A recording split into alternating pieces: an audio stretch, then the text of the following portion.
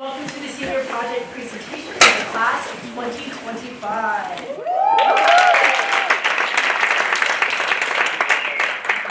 Senior projects are a long-held tradition in this and many Waldorf schools. This process is not unlike growing a plant from a small seed.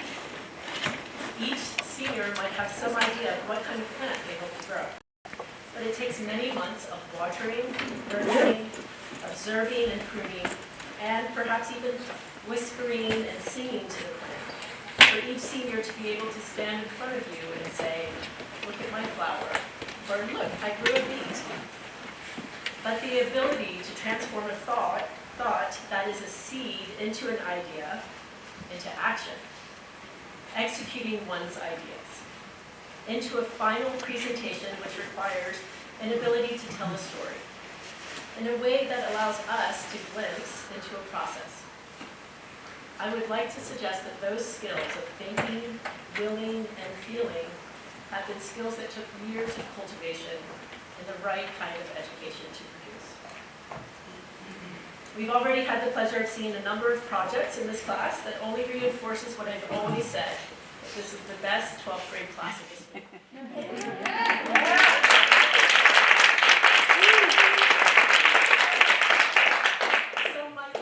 Only 12th grade class in the school, but why split hairs? Tonight, you're all in for a treat with calligraphy with Billy, an exploration into cooking with Zoe, poetry with Yanai, web design with Dagmari, the art of henna with Eve, and dance with Finn. We ask that you please turn off or silence your phones. We have a videographer and a photographer who will be taking pictures and making a video so that you can fully enjoy the presentations. We also want to remind you to join us tomorrow night at 7 o'clock. We have our final six presentations tomorrow night. Same space, same time. And without further ado, please welcome Billy with Chinese calligraphy and brush painting.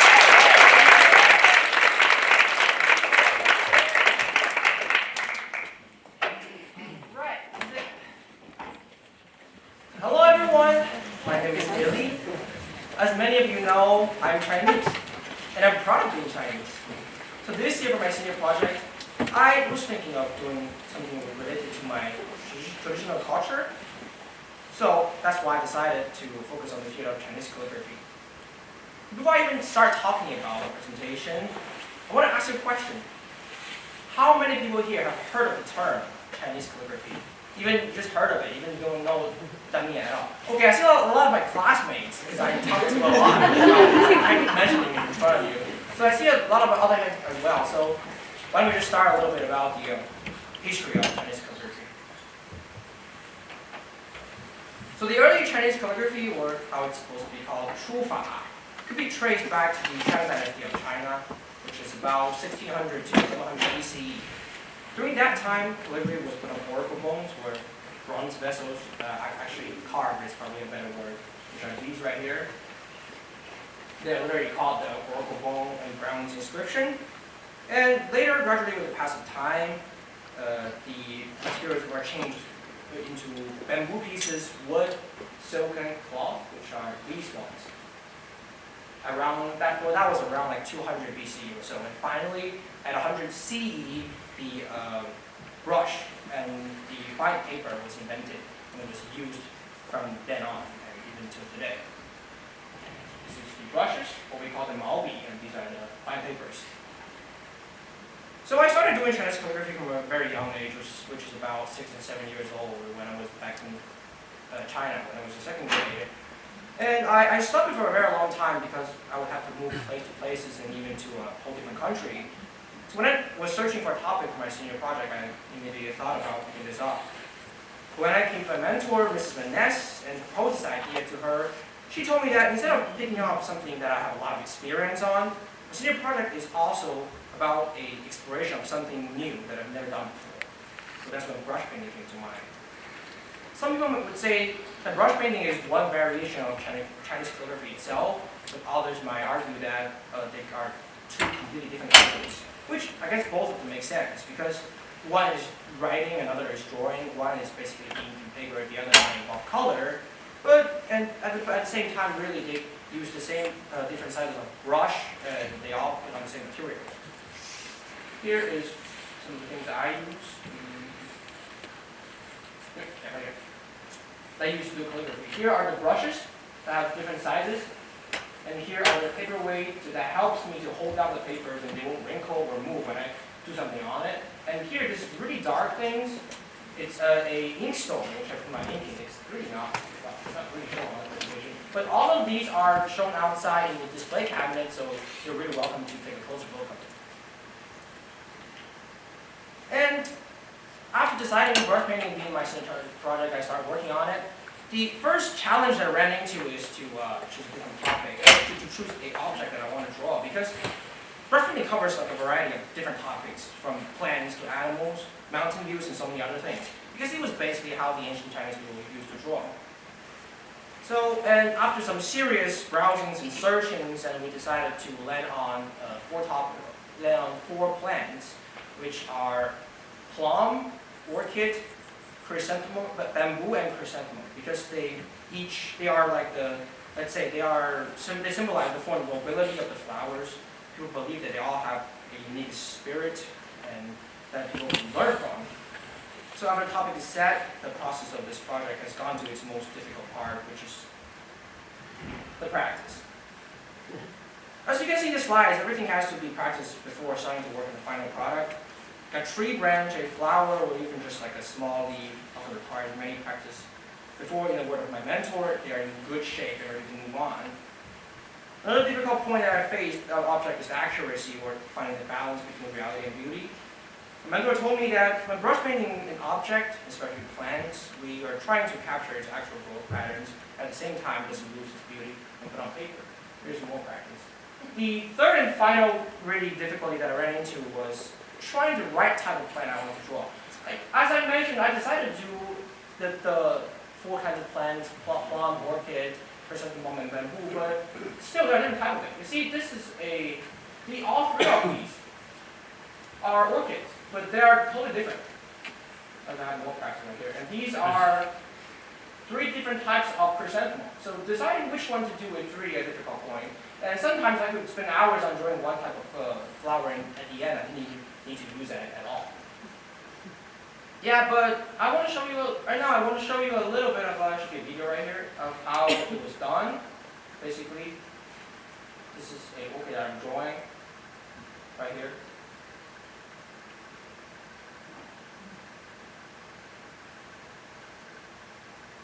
I don't want to take up a lot of time, but let's say after a lot of practices and many, many fails, trust me, many, many fails, I was able to finally finish for final product.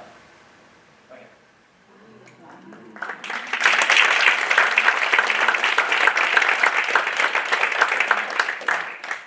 And as many of you noticed here, I have a lot of character written on this, right?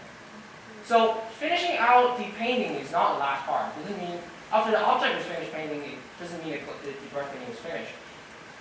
This is why I'd say that calligraphy, writing, and brush painting can be inseparable, because usually we all have some calligraphy writing on the painting to represent the object we just painted. Sometimes it could be just a topic that involves the object. Sometimes it could be a whole poem right here.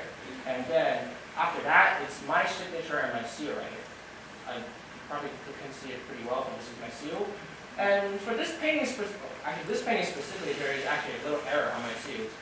By the way, they're all hanging outside on the hallway, outside the Rose Hall. If you have a closer look, I actually have a little error right here on my seal. You can see, you can find it out. But please do not touch, as you can see they're made by fine paper, and they're very fragile and easy to leave on a stain. So, I want to show you a little bit how basically it was done. How well a painting was done from nothing to hold it. To speed up everything so it's not too much time. So, I believe is plum that I'm drawing right here. That was my mentor who was guiding me, telling me what is wrong with it.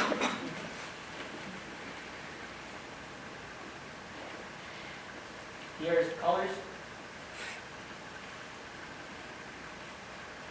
Here I'm putting a flower here.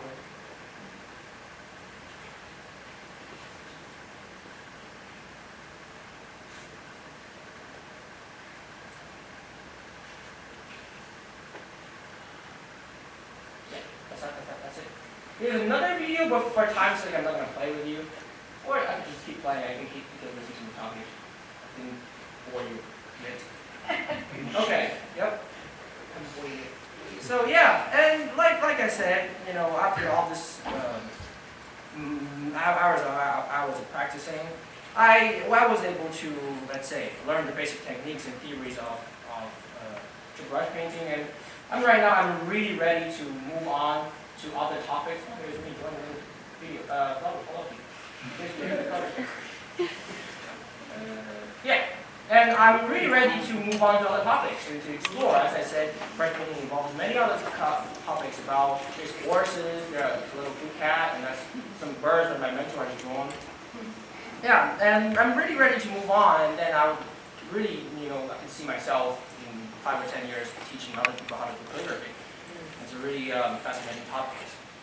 And this is pretty much it. I want to thank, this is just a thank you slide. I want to thank Ms. Mendioni and Ms. Shields for their guidance during the senior project process. I want to thank my dad and mom for all the support, bringing material all the way from China so I can finish this project. And most importantly, my two mentors, Ms. Vanessa, who is up there, and Ms. Molly, who unfortunately cannot be here. Thank you, Ms. Vanessa, for spending your own time talking and editing videos, editing videos for me, and correct me, and never hesitate to correct me when I'm wrong. And thank you, Ms. Molly, even though you're not here, for teaching me all the great techniques and theories about brush painting. And thank you very much for listening.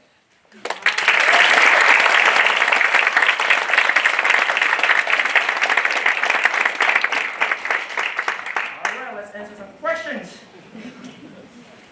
Oh, I didn't bring my water. Questions? How to see it very well? Here, you're not. Oh. I saw your hand for a second. Yeah, you had a name for them. What? Your art pieces had this paper background behind them. Right, that's special. well, a scroll, and it's interesting actually. Can you go back a little bit if you can? Yes, we can. Yes, these are scrolls. Scrolls, and these papers are actually attached on it, which is very interesting, which is very fun. Yep. Yes, keep going. I'm sorry. Somebody else. Can you say a little bit more about what you wrote? Oh, here? Yeah. Oh, so this is just a little description about the let's say the flower or this plum right here.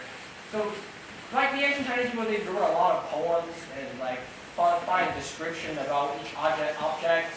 So I just used one of their descriptions right here, basically. These are not my original poem. I'm sorry about that. I should have done better than this. But next time. Yeah. All right, next question. Audie? Yes, I think you said you learned 4 of the flowers of 4 types. Do you have a favorite of the 4? Oh my God, okay. That's a good question. I thought that question might come, actually. I literally thought about it, but it's very hard to decide. I have a lot of parents here today. It's like deciding which one is your favorite child. Yeah, it is, literally. Okay, I would say at the moment it's a plum because it has more potential. Because you see I have a lot of blank right here. I could add more flowers onto it, and I could also put more ink to make it look like it's snowing. So it has more potential. Though at the moment I would say plum. I really also like the bamboo because it filled out. I think it's a perfect balance between blank and filling out paper. And also I like the orchid because I wrote a lot. But you can clearly see this one is my least favorite. I'm sorry to say that, but it's like I did do a good job on here. If I did one time, I could not know I could pull one. Yep, next question. In the back. I can't really see the back. Right there. Julie. I have a question, Dylan. Yep. Like when you start one of your paintings, do you have to finish it or are you is there a time where you can stop and go back? Or, you know, I understand, yeah. Like, I could always, well, let's say there are margins of error. Like, let's say if there is sorry, one moment. I didn't know why. It actually moved. I didn't even think about it. Anyway, let's say there are margins of error. If there's like a smaller, let's say a lead right here, I drew that, don't like it, I could color it with the heavier ink. But that's when my mentor said in the beginning, as a beginner, you don't want to draw everything too heavy because you just take off the margins of error. You want to start with like lighter inks, which involves maybe mixed with more waters, and that gives you a chance to cover it up, and then just basically, yeah, to redo it. But once things like this, the heavy ones, once it's drawn right here, there's really nothing else to. If you made a mistake, there's really nothing else to do. If you see closer here, I actually made a mistake. I put my ink too heavy right here. It's little, that doesn't fit with other like light inks around it. But yeah, I guess it's not too obvious because my mentor helped me with a little bit with it right here. But yeah, so if the ink is too heavy, there's nothing much to do. You can start a new one always. But that's why we do a lot of practice before you actually put on the final score. Other questions? Right here. Middle. So you mentioned that you started when you were a kid also. Was something part of a tradition in your family, or you learned that at school when you were a kid? Or? Oh, tradition? Yeah, like I said, I also went to Waldorf school in China since kindergarten when I was 2 years old. So, and I guess my school did a pretty good job to do a mix between Waldorf education and Chinese culture. I actually started learning Chinese calligraphy because the school provided classes, and I just fell in love and then kept doing it on and on. And I guess that's a very early influence, let's say. Last question? Any more? Over there. Here?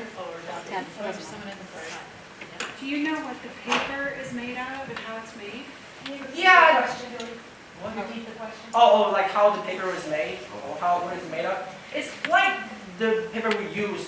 It's made out of tree, of course, and it has like a different process of it. It's really hard to talk about it because I could be basically here lecturing about how paper was invented and made in the first century CE by some guy named Cai Lun in Han. But yeah, I guess these ones I read are nothing too much special than the paper we use every day. I mean, I believe there's some special techniques, but I'm not 100% sure. So I don't know.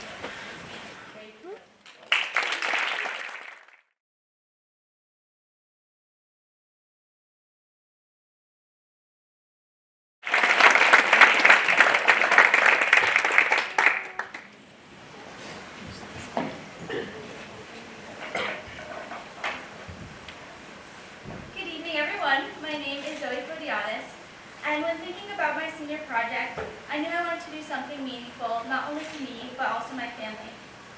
That's when I decided publishing a cookbook of my Greek grandma's recipes would be the perfect project.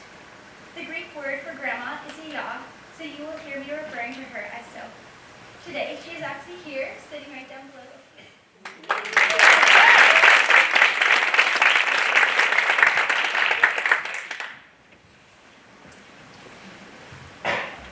The small fire makes the food taste better, as my AR says. The true excellence of cooking is through allowing food to fuse and cook together for long periods of time over a small fire. Using high heat when cooking will only cause the core, the true essence of the dish to vanish, and melding become one with the open air above, only resulting in a dried up, flavorless form of its prior self. I experienced the excellence of low-heat cooking through the richly flavorful, delightful food of my yaya every Sunday for breakfast, brunch, later lunch, dinner, and dessert throughout every week of every year of my childhood. I remember stepping into her old stone house, warmly welcomed by the rich zephyr of a lovely warm meal, a meal which had been cooking over a small fire for handfuls of hours upon her tinfoil wrapped stove. Most of our visits consisted of the sounds of the family enjoying some of the best meals of our lives, while also discussing the purpose of the many one might say excessive, tablecloths and placemats, which concealed the beauties of a finely carved wooden table beneath, just as the tinfoil which guarded the stove protected it from the mishaps of cooking. Our Sundays consisted of climbing the tree in Niga's backyard, while also being cautioned, "Despacito que palisu, you're going to break your head," as we swung upside down, suspended by the tree branches.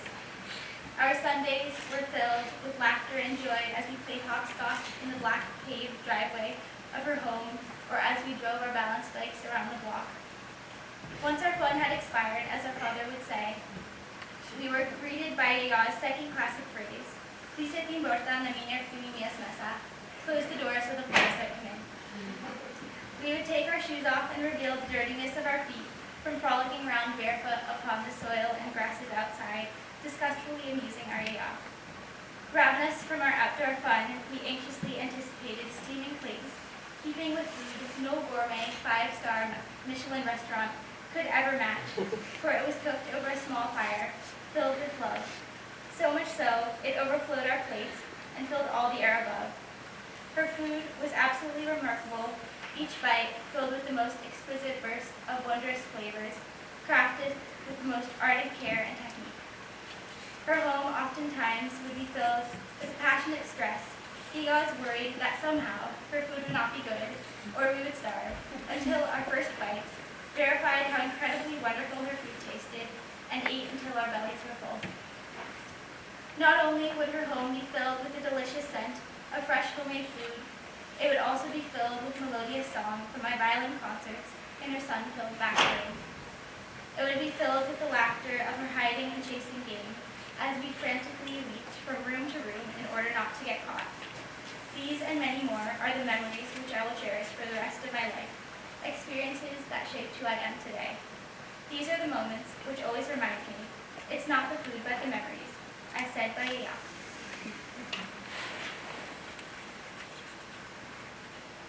The process of creating this cookbook first began by collecting all the recipes. I would record all my visits with her, and then I would come home and type each one out. From there was the editing and correcting of each recipe, and then the formatting.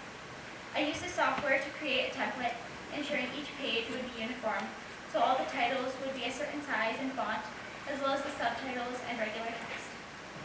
From there was the photographing, and then finally the producing. I have not produced the books yet because I would like to see if anybody's interested in purchasing a book. There is a sign-up sheet outside in the hallway where anybody who's interested can write their name, and then based on that, the pricing and also the timing will be determined. Here is the cover of the book, photographed by myself. And here's the table of contents. There are about 45 recipes spanning from appetizers, dips and sauces, soups, main courses, and finally desserts. Here is the appetizers cover page. I chose to display dolmadas, which are stuffed Greek peas. I will be displaying one recipe from this section. They're called tiropitas and are a savory pastry stuffed with cheese, tomato, or horta, which is a type of greens. Next, here is my dips and sauces cover page. I decided to photograph tzatziki. The recipe I'll be displaying from this section is spologia. It is a traditional Greek creamy potato and almond dip. Next are the soups. I chose to photograph a Christmas potato soup. And the one I'll be displaying is called aponemono. It is a classic Greek chicken soup. Here are the main courses. I chose to photograph stuffed shells. The one I'll be displaying from this section is pasticho. It is similar to lasagna, sometimes filled with a layer of ground meat, a layer of toothed pasta, and a layer of bechamel. Next, here is the cover for the dessert stage. I chose to photograph a rice pudding. And here are the desserts. The one I will be displaying is kumurakias. They are a semi-sweet twisted cookie with vanilla and orange flavor.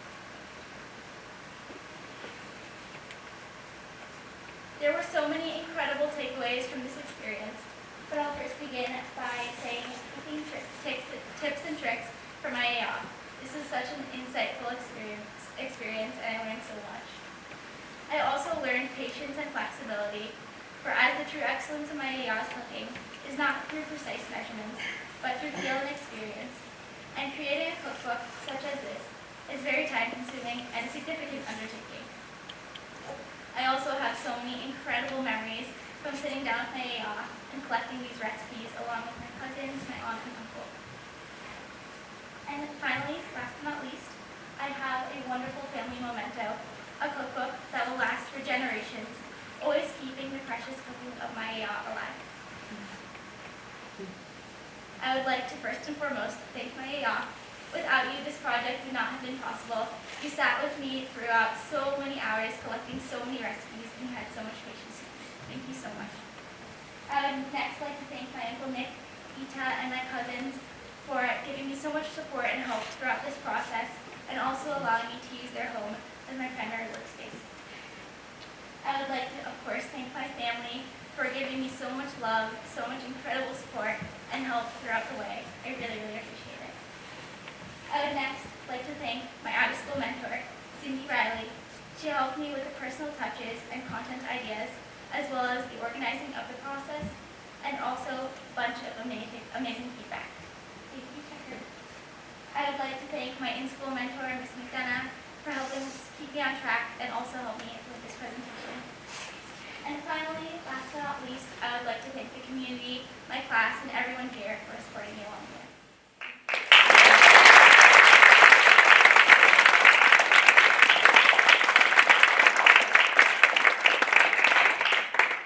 Are there any questions? Justin? Have you tried cooking any of the recipes yourself?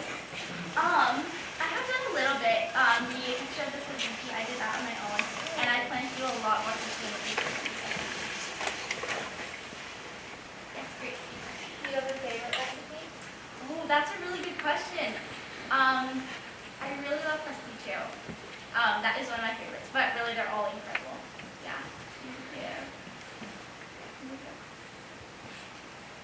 Yeah, Kristen. Thank you for sharing this beautiful, the memories of being at Dia's house in your earlier years. Is that represented anywhere in your book? Yes, actually, the story I have will be the introduction. Yes, I see a hand, but, oh, is that you? Yes. Yes, that's right. How many of Yaya's recipes do you think that you ate? Ooh, I've definitely eaten all of the ones in this cookbook, plus probably many more. I mean, how many Yaya meals do you think that you've eaten Oh, in total, like altogether? in your whole life? Oh my gosh, probably hundreds. Yeah, definitely hundreds. Thank you, Dale.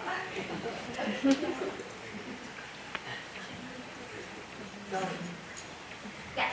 Maybe you can explain how accurate Yaya was with her measurements and how she gave you those recipes. Well, yes, as I mentioned, Yaya's incredible cooking is done through a bunch of experience, and she just eyeballs her measurements, which is totally understandable. But that did leave my cookbook looking something like X amount of meat and like some of this, some of that. So there was definitely a lot of refining and having to go back to her and add precise measurements. Yes. Oh, hi, yes. I'm wondering if you're planning on publishing the cookbook and when it was happening. Yes, I will be publishing it. There's a sign-up sheet outside, so I just want to see if anybody would be interested in purchasing it. And then based on that, then I'll get a timeline and the prices. Anybody else?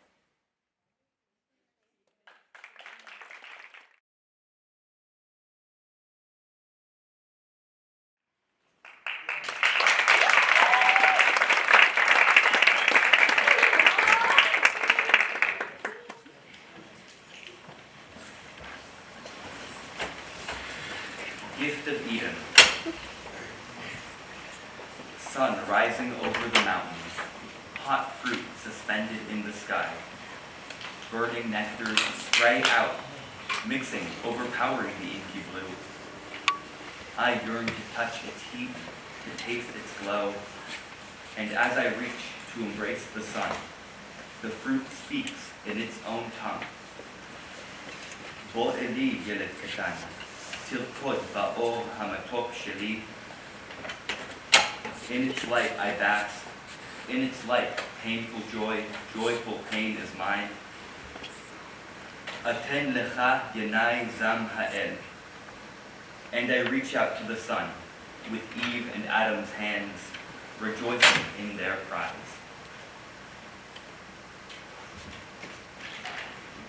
If you haven't guessed yet, my senior project was to create a poetry collection.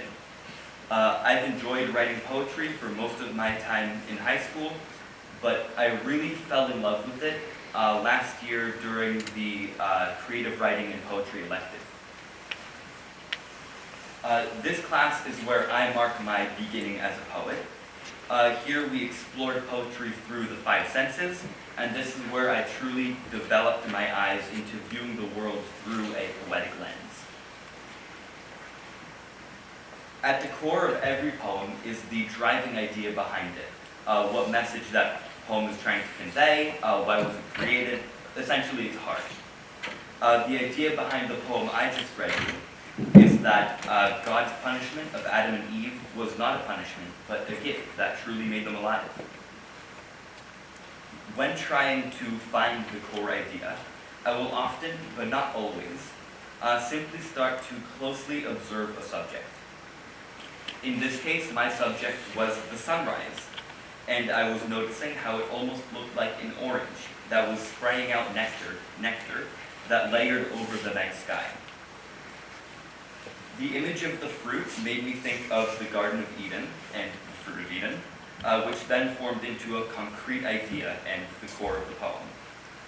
This core is essentially just the first draft. In the beginning of my project, I worked very closely with my mentor, Ms. Christophides, to create a lot of these first drafts. Every morning for a month, she would send me a prompt, and I would write a poem based on it. I didn't actually follow a lot of these, but that wasn't their point. They were just to jumpstart my thinking. Some of them were supposed to be followed, but that's okay.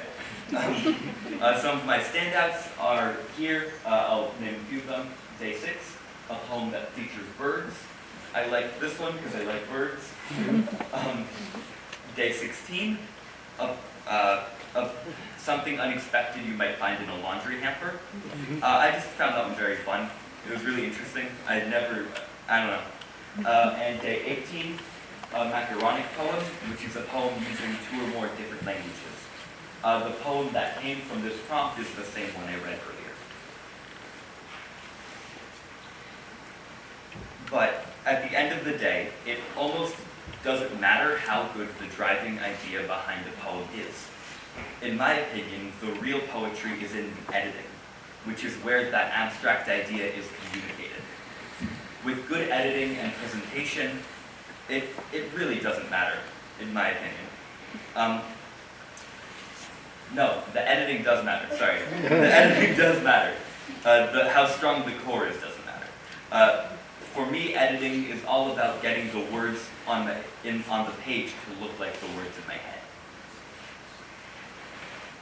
This is the first draft of a poem that I wrote about my bird on time. This is her. And this is my journal. I'll show it. And these are some of the different versions and editing layers I've had over time. Editing like this is what I spent the vast majority of my time working on in this project or on any poem in general. And I'm going to read the final version of this poem for you now. It's called Busy Bird. Feathers fall across her back, over and under wing. Most cascade in perfect harmony, running down her spine. But 1 in every 100 feathers, crooked by 1 degree, and 1 in every 1,000 veins, incorrectly latched, the weakest links. The little busy bird never just sits still. She preens, she tends, she fixes feathers with beak, feet, and busy trills. Her feathers grow imperfectly, so that she must correct her very outer being to look just like herself.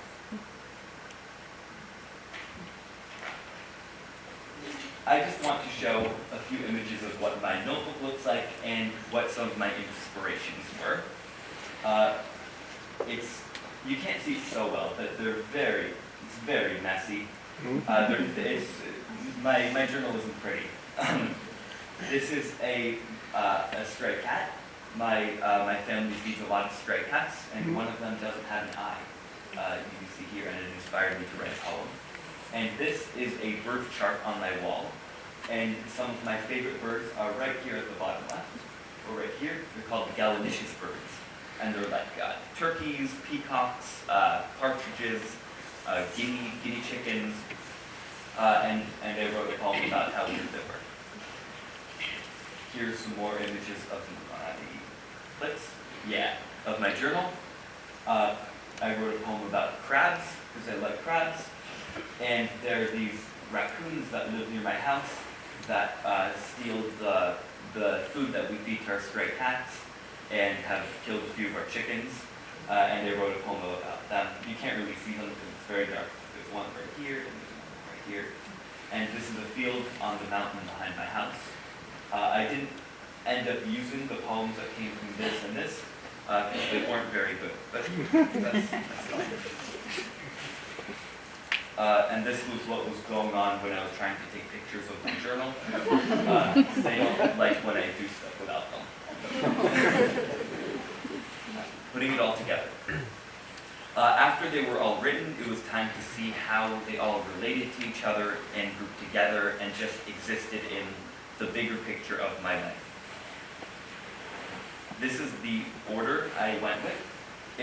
It was chosen very, very carefully, and I ordered them from my most philosophical and intellectual to my most emotional.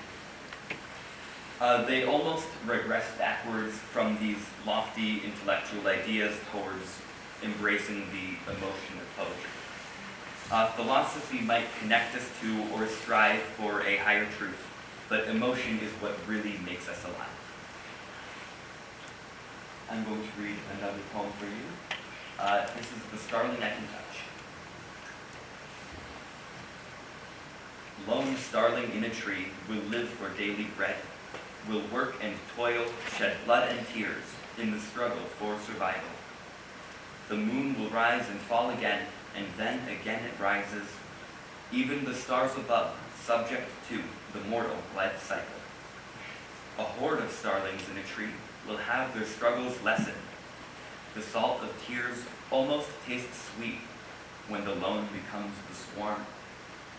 The stars themselves, they seem to shine to a higher degree when the starling looks up with 2 million eyes, wide open. This poem is significant because it gave me the idea for what I call sister poems, or poems that are married to each other. These are poems that are paired together in a way where they're almost incomplete without the other. A lot of poems whose pages are opposite in my booklet are paired in this way. And they're paired based on if they're similar styles, if they have contradicting ideas, if they have similar ideas. And they're really just poems that work off of each other. I had I had a little bit of extra time at the end, so I decided to add some drawings for some atmosphere and to create some nicely bound copies that I have right here. The drawings are based on the poems. This is my bird Clementine, chicken, these are just like some figures and a hat, and just some birds that I put all over, and some hummingbirds. The binding was very fun. I've been anybody who's if you've seen me the last week, I've been working on these. So far I've made just over 55 copies, I think, and I gave most of them away. if anybody wants a copy, come find me, and I'm happy to give one away to anybody who wants one. And if I run out, I'll make a list. Before I finish, I want to read the final poem in my collection. It's called Aztec Day.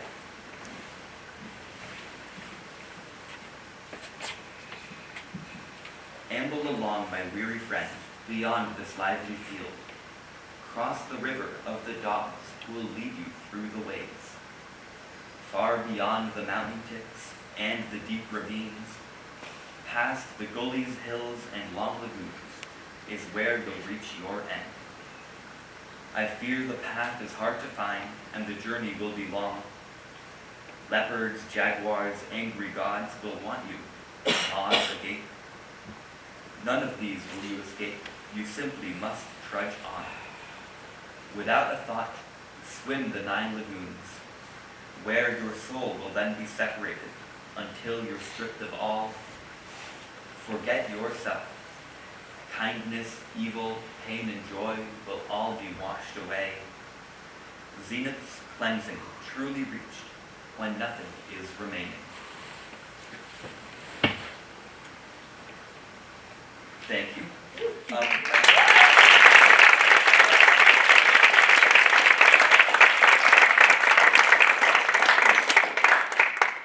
I want to say thank you to my mentor, Ms. Christofides. I don't know if she's here, but she's helped me so much with editing especially. Editing has always been something I'm especially not great at, especially when it's my own work. And she's really shown me how to identify when something isn't working, what the problem is, and how to proceed. I also want to say thank you to my other mentor, Ms. Seltzer. I see she's here too, she's right there. She's really helped me kind of zoom out of my own work and see how they all relate to each other and back to my own life. I want to say thank you to Lee, who's right here, who taught me how to bind. That was very helpful. And to Zoe, who helped me fold and cut a lot of these copies. I want to say thank you to my family, my parents and siblings. Some of them are here. They've been very helpful with the formatting. There was a stretch of like a month where every hour I would run up to them and be like, is this font better than this font? Should I make the font this big? Should it be centered on the page? And I'm sure that was really annoying. A special thank you to my brother, who helped me a lot in editing one of my poems that was especially hard to edit. And finally, I want to say thank you to my muse, which is my bird Clementine. Only one poem about her made it into my final collection, but about 1 in every 5 or 6 poems I write features her in some way. Thank you.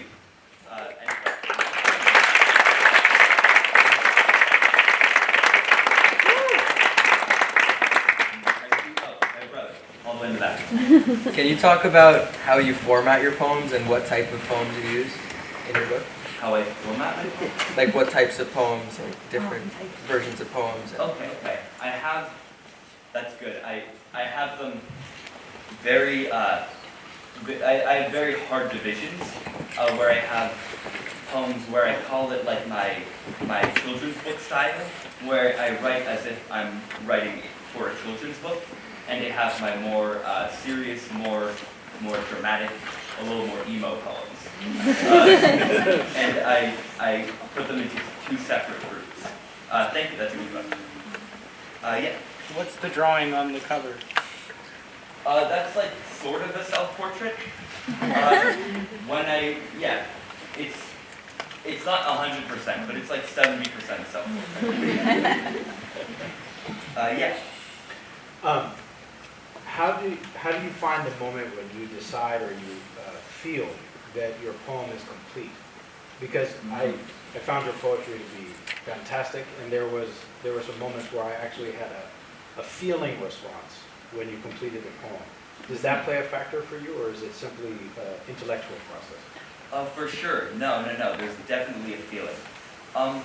It's hard to describe, but there's almost there's a point where I'm editing a poem where I'm pacing around my room and I'm just reciting it in my head over and over and over and over again.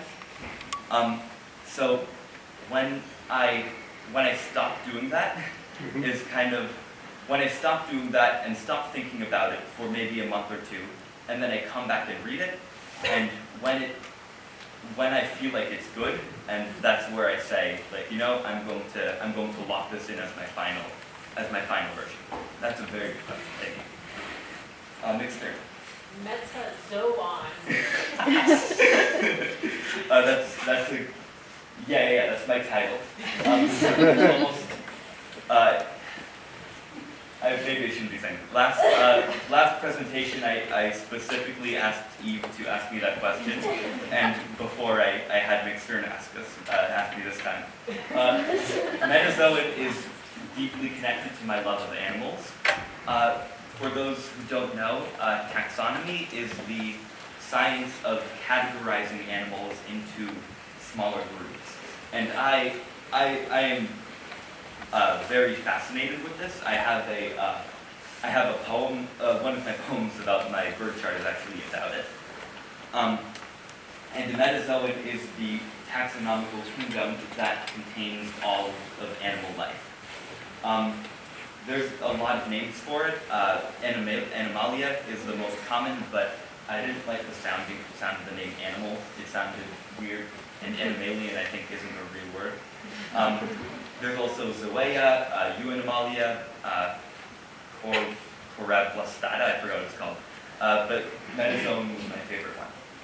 Thank you. Anything else? Yeah. 2 questions. First one is, how many poems do you think that you have in your journal that you weeded down to? I mean, how many are in your collection?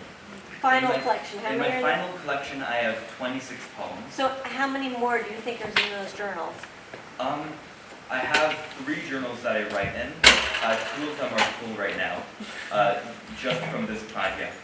I think I have maybe 3 or 4 times that amount. Maybe closer to 3.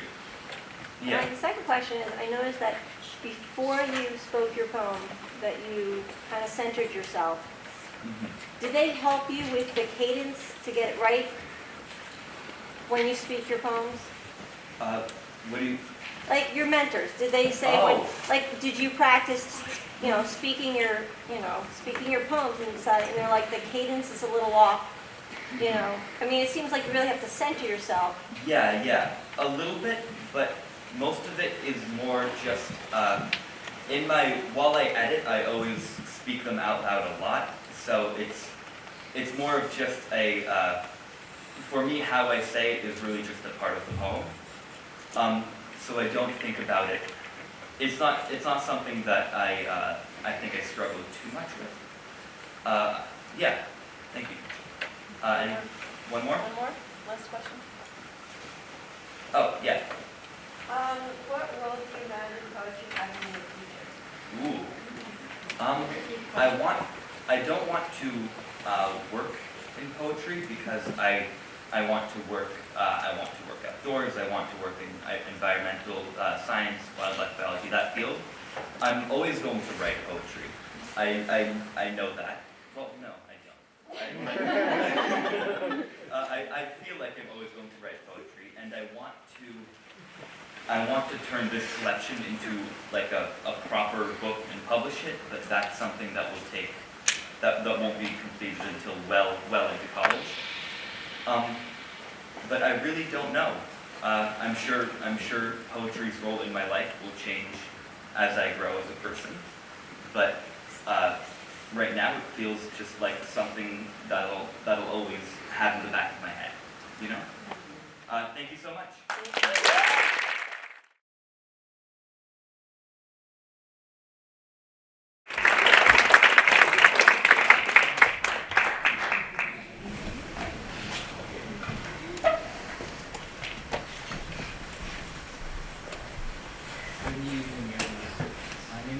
And I'm here to present my senior project on website. My interest in business and technology naturally led me to to website creation for a few key reasons. First, I realized that in today's world, businesses need a strong online presence to reach their audience and to stay competitive. This made me want to understand how websites function as marketing tools, and how they can be designed to engage customers and drive success. I consider websites as powerful instruments for launching new businesses or conducting projects. It gives me a sense of independence and freedom in operating in my business field. I'm also drawn to technology and web development. It seems to be the perfect field for my business and technological interests align. What drives me is how websites are always changing. There's always something to learn, like embracing new tools, keeping up with digital marketing trends, and ensuring optimization and engagement for the engagement of the users. The innovation of a challenge of something that's designed to make a difference both on the business side and the tech side excites me. So, given that I was a self-proclaimed technological professional, you would think I was somewhat of a clue on where to start, but yeah, that wasn't quite the case. I was pretty clueless. But I saw the beauty in it. Jumping into something that interested me, that was new, made the learning process so much easier, smoother, and fun.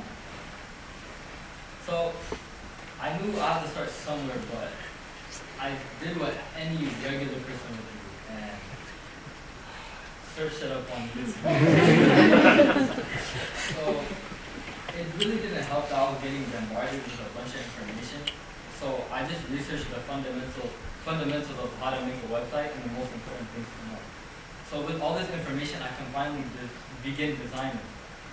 And I begin with simple templates to guide me through the process of creating. So through my research and with the help of one of my family friends, I narrowed down my focus to a few key things. These were the main things I had to focus on when making an effective website. So the first would be responsive design. This refers to the website's ability to adjust its layout and different elements regarding the website itself.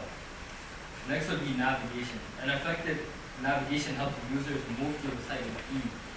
This includes clear menus and other navigation tools to improve the usability and allow users to find what they need without frustration. The next is content. High quality content is essential for engaging users. It should be well written and relevant to the target audience. Clear and concise content also improves the usability and encourages interaction. Call to action, and this, I believe, is the most important part. So, call to action or CTA prompts refer to users to take specific actions like buttons saying like sign up or click now or learn more here. So effective CTAs are clear and prominent, and they are designed to guide users towards completing a specific goal. Color is another big thing. Color choices affect a website's mood to the readability and overall aesthetics. It's important to choose a palette that aligns with the brand identity and provides sufficient contrast for readability, especially for accessibility purposes. The last one is the layout. The layout refers to how elements like text messages and buttons, text images and buttons are organized on the page. A clear and structured layout ensures that the most important information is easy to find and interact with, enhancing the user experience. So this was one of my first designs I made. This design specifically, it was a very early design where I was kind of just fiddling with the settings on the different website tools I was using. And this site is very surface level and it needed a lot of work, especially when I started out. And as time, I slowly began incorporating these important pieces that I mentioned earlier, and I improved the design of my website. So this was the final product of that same website.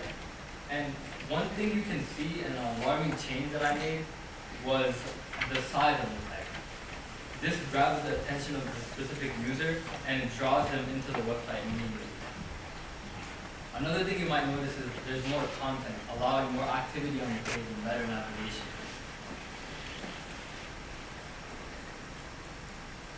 So when I created my website, I used a combination of techniques and tools.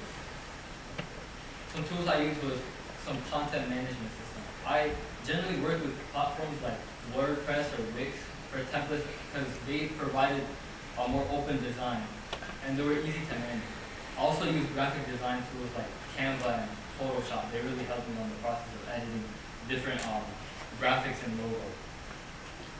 Some challenges I faced with these specific sites were there was limitations in the customization. So one of the drawbacks from using templates was they had limitations in and of themselves. So although they facilitated the creation in a short time, I struggled to customize some of the parts to my liking without compromising the layout or needing more sophisticated design. Another big challenge was balancing the aesthetics and the functionality. It was difficult to find a balance between visual stunning design and functionality.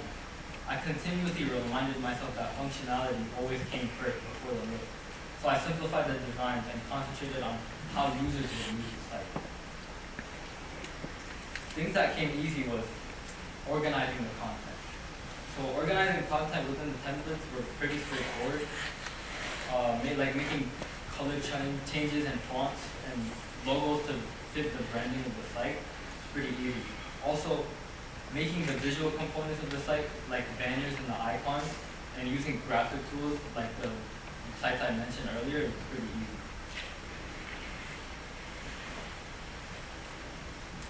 But as time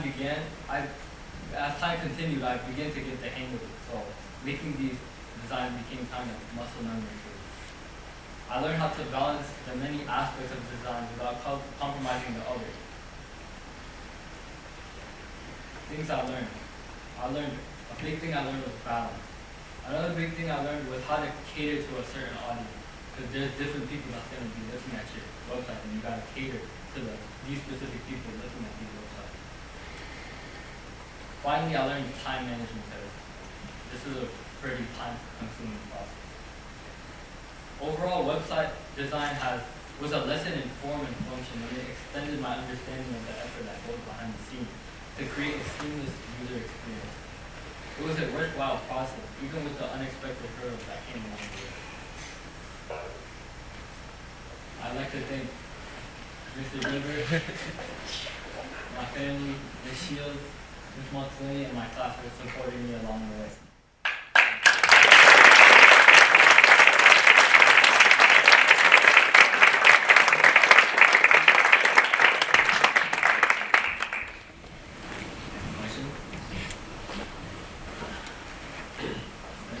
How did you come up with what you were gonna make the designs for, topic-wise? Well, I just kind of thought of like one of the designs I showed up was a furniture design, and I was actually before I made that design, I actually went to a furniture place, like that was the so I guess that's kind of how one of those ideas came up, but a lot of the times it just came to down to a lot of creative stuff. How many different website designs did you come up with across the different platforms? Okay, that's a difficult one because I was kind of jumping from site to site. But I'd say estimate like final product, I'd say about 30-ish. 30? Yeah. Wow. Do you have a favorite website you designed? Yeah, the first one I showed, the clothing one. You said you learned balance, one of the things you learned. Can you talk about that? Yeah, I had to balance, because I was using a lot of different sources to design these specific websites, so I had to balance like how much of where I would get these specific things, and I would have to balance like, I should be using more graphics, or I should cater more to like the excess, like the navigation through the website. Like, so I had to balance that kind of stuff.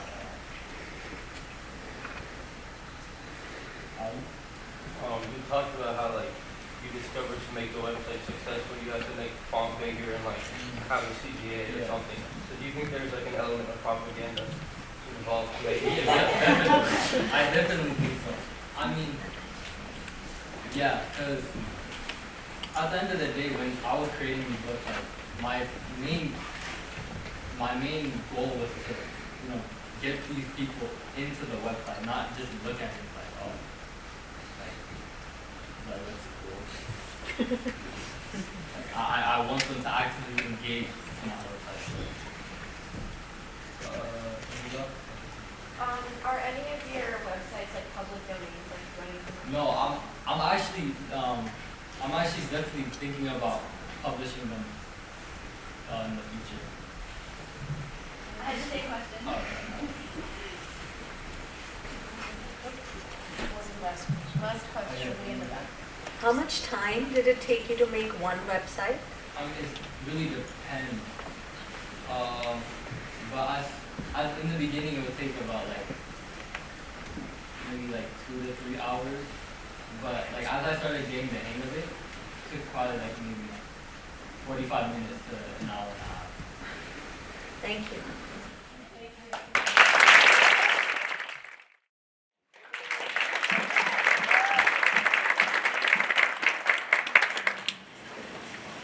Hi, my name is Eve, and for my senior project, as you can see, I chose to do henna.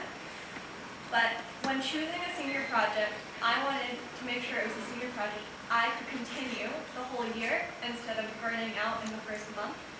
And henna seemed to be a good solution, because if you don't know what henna is, it's a paste that dries on the skin and it stains it, and it stays for at least 2 weeks.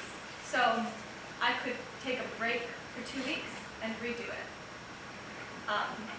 So what is henna? Henna itself is a plant, it's a shrub that grows in warm, arid areas like the Middle East and Africa.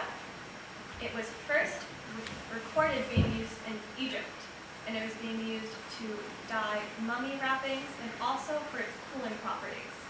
And first I was like, oh, okay, it's cooling properties, sure, it's old pig.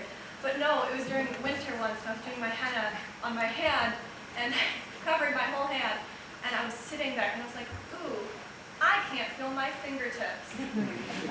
And then I had to go stick my hand in the oven to warm it up, and it was this whole thing. I wasn't warm for a day. It cools, it really does. Henna is often more likely used in religious ceremonies, happy events. It's used in Islam, Christianity, Judaism, Buddhism, and Hinduism, and many more. And I just like how it's been used in so many different religions for so many different things. And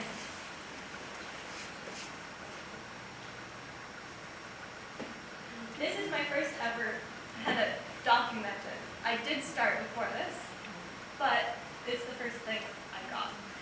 So, what I learned from using henna is to make straight lines. It's very hard. You gotta anchor yourself, and then you gotta pick up the cone, and you gotta put even pressure, because if you press too hard, too much henna comes out and it starts curling. Not enough, the line breaks. It takes practice. Now, most of the time I did henna on myself, because I found it very hard to get a person to sit down for 5 hours for me to do their henna. This is my father's hand, and you can see how it's not finished. He decided he wanted to fall asleep. And it was very hard to do henna on someone's hand who was closing, so I would have to open the hand with my one hand, do the henna with it. I gave up. That's why it's not finished.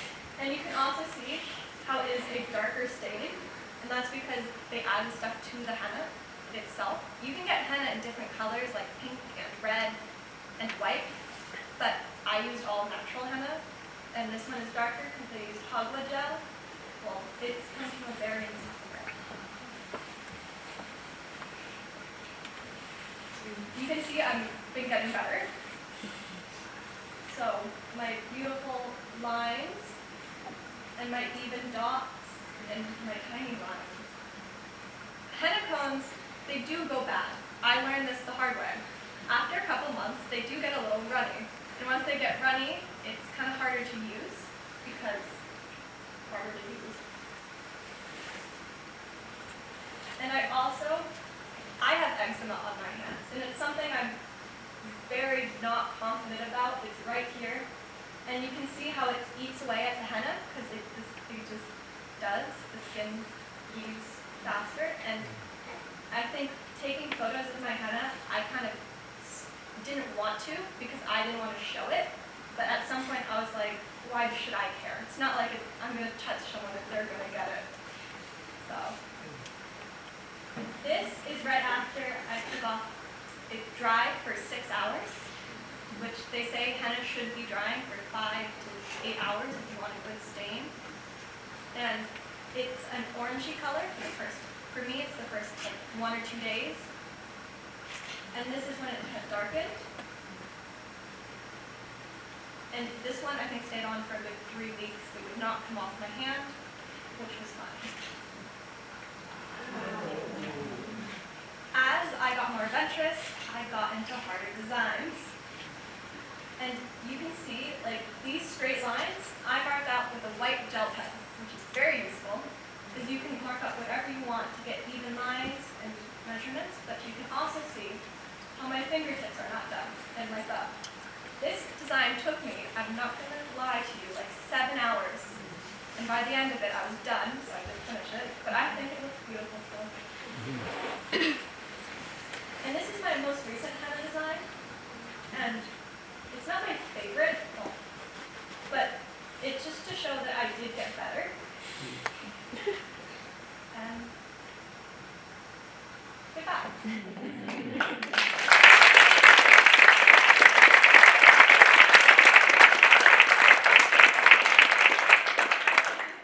I want to thank myself because I did this. I spent a year of my life remembering to do this every couple weeks, and I'm very proud of myself.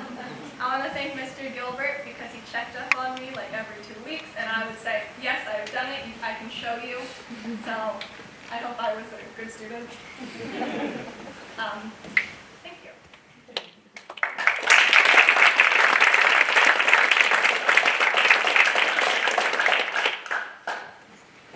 I will take questions. In some of your designs, you have very precise negative areas, like in that previous version. Yeah, you can see on kind of your wrist, you left very precise negative space.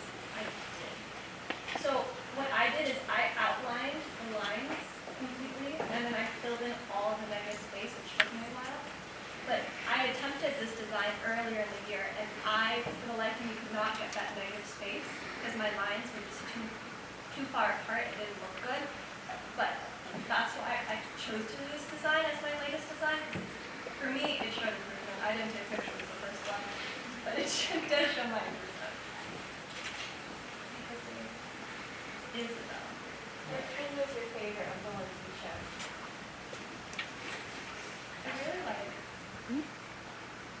I like this one because it's like an oil spill, but I like all of them. I had to like all of them. They were stuck on me. I think this one I liked a lot just because I liked all the swirls. So all of them are my favorite. I was wondering if you sketched them out beforehand somewhere, or I did with a white gel pen. like on paper, did you design No, them, or did I you just just design them once you were working on your own skin? I got most of my designs off Pinterest, but as I did say, I lost interest in those designs kind of by the first hour, so I would freehand the rest. But I did just go straight to skin without testing it. Wow. So The other day I heard you talking about you rolled henna plates in different cultures. That was really interesting. Can you talk about that? yes, I can. In Indian culture, it's called mehendi. It's for bridals, for brides, and it's really cool because they spend at least, I think, a long time getting her everywhere from their elbows down on both hands, and they get their feet done. And in their hands and their henna, they have the groom's name hidden. And it's also said that the darker your henna will stain, the better your marriage will be. So, I hope it stands.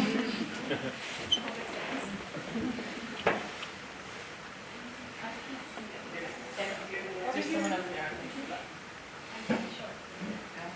Go ahead. Okay. Do you have a preference for what kind of henna you like, or where you source it, from which country? I found it from a lady online. She sells it from California. And every time it's worked for me. And I just hadn't had to find another seller, so that was good.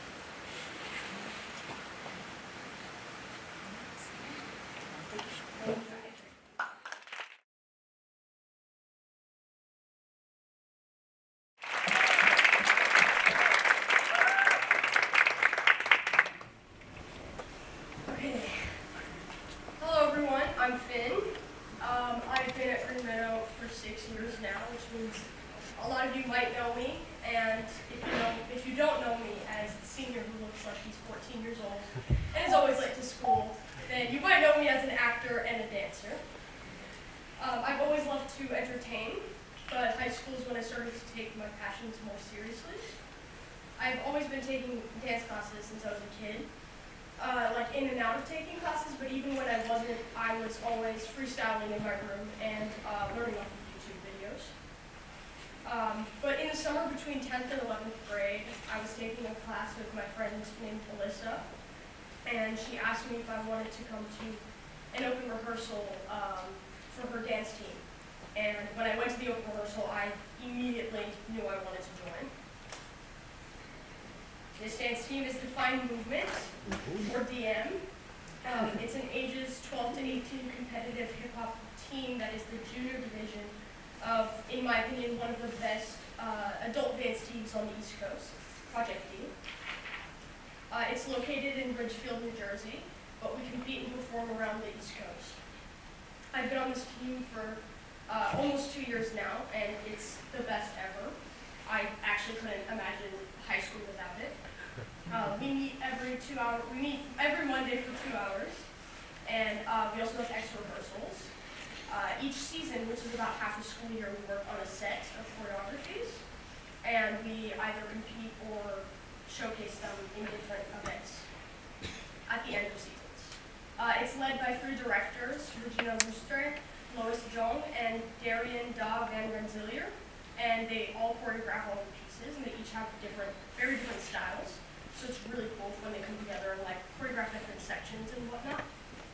But yeah, between the 3 of them teaching their original choreographies, I've explored so many different new styles of dance within hip hop, which is mainly what I do, including Afro, popping, and crump. And I've also explored other types of dance, such as house and even whacking, which is not something I thought I'd ever learn. It is not my vibe at all, but it's cool to be thrown into something and step out of my comfort zone like that. But yeah, since joining DM, I've improved my personal dance style so much. I've improved my freestyle and my choreographing abilities. I've become way more physically healthy and way more confident, and I've found a community that I love to death. So when choosing dance for my senior project, I wanted to create a set of goals that I wanted to accomplish throughout my year of working on dance. So the first goal that I set was to get more strong physically and gain better and tighter body control, because I think it also really helps with physical awkwardness almost in moves, but it's just really important in dance to be strong. I wanted to be able to expand and explore different styles, because I think that always helps, no matter what style you're doing, to have a background in like a variety of different styles. I wanted to be able to learn choreography faster in classes and whatnot, pick up choreography faster, because sometimes classes move really quickly, and I just wanted to work on that. And then finally, I wanted to improve my own choreographing skills, because it is very difficult to choreograph, but my team actually makes each member present a personal choreographed project at the end of each season. So I was also thrown into that, but it was very good. Yeah, so throughout this past year, I pushed myself to take as many classes as possible. I practiced all the time, and I really worked on my choreography continued with my team, and we traveled a lot of places, including Virginia, and we had really good food, so that's my first Chick-fil-A experience. And so, yeah, I'm still a long ways away from where I hope to one day be with dance and my skills, but I am very proud of the improvement I've made so far.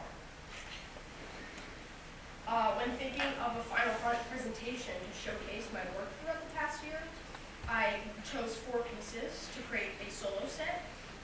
And I chose one piece from Define Movement for my dance team that we're actually working on for a set. I've got a competition on Saturday, so wish me luck, I guess. But I chose one piece from DM because they've taught me so much, and I chose specifically a piece that's like more out of my style, more like makes me step out of my comfort zone. I chose one piece from Project D because I really look up to them, and I hope to one day join them when I go into college. And I want to challenge myself because our choreography is significantly harder than what I'm used to. I chose one K-pop choreography because I like K-pop, and I also learned that choreography in one of the classes I took this past year. And then I also chose one piece of my own original choreography, which that is to show how I've improved in that